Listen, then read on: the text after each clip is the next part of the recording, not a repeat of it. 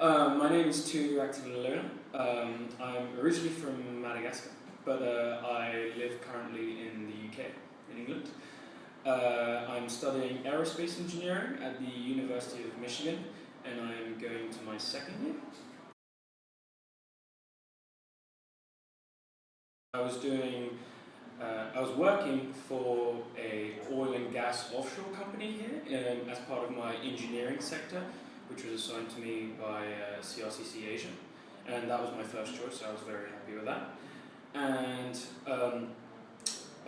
my main job there was working for the commercial team and also a bit of the design team. So during my first week, I spent most of my time helping some of my Chinese colleagues read through letters, formal letters to Western clients, and also getting the correct language and terms so that it made sense, so essentially check the formalities.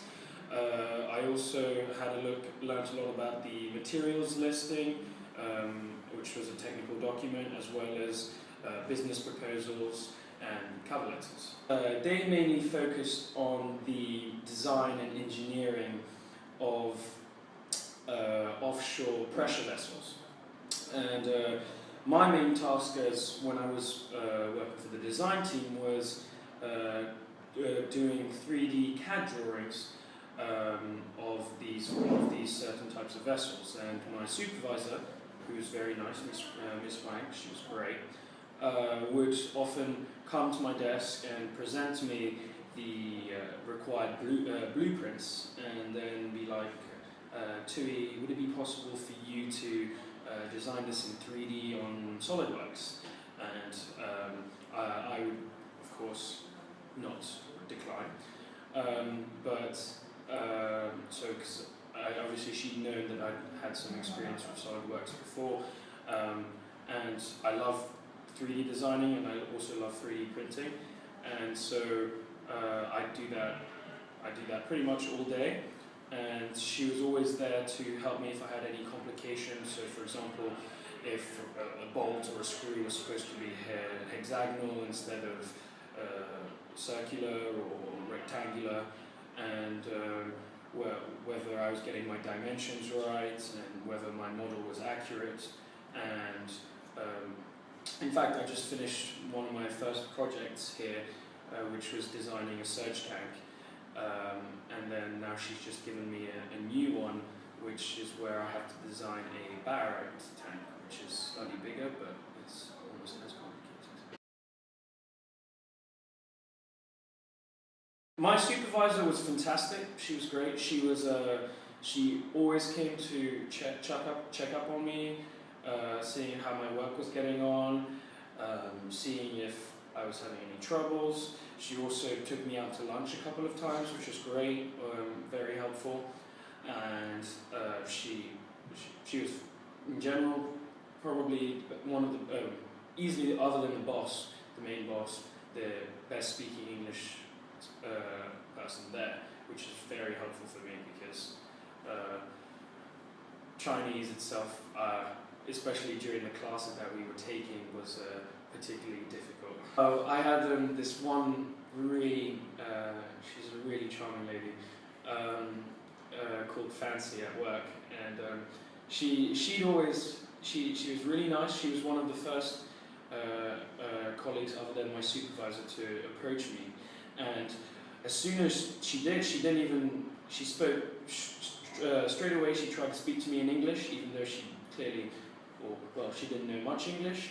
And she just tried to communicate and practice a lot with me, which is really good, and I really appreciated her efforts. And in fact, I think I practiced most of my Chinese that I was learning while I was here with her, and that we developed a really good language relationship in that sense. But she was always smiling and always made me smile when I came to work, on some days when I was a bit down in the dumps.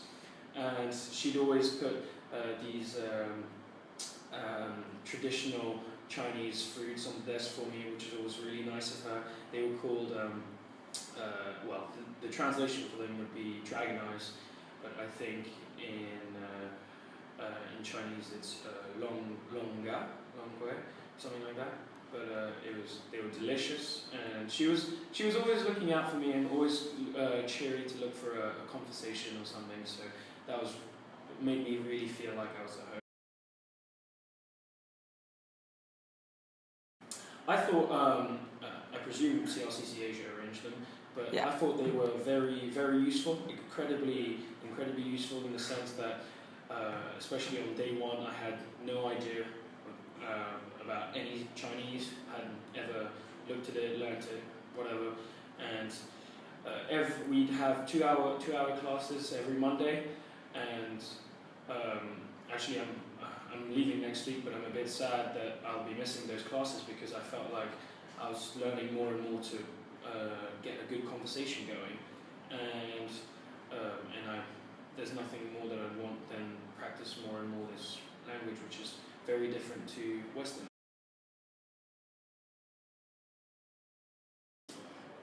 KTV.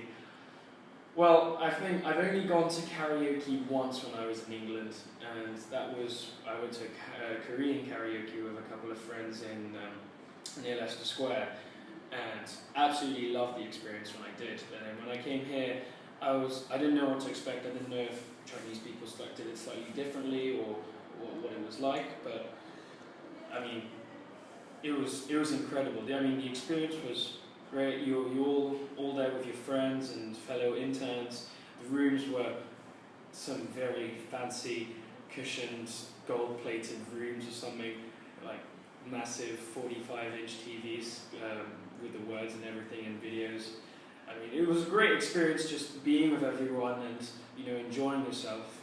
I mean, personally, I would have preferred if it was near the end of the week because some of us would some of us stayed out quite late because we got so into it, and then totally forgetting work awaiting the next day. But other than that, I absolutely loved the experience.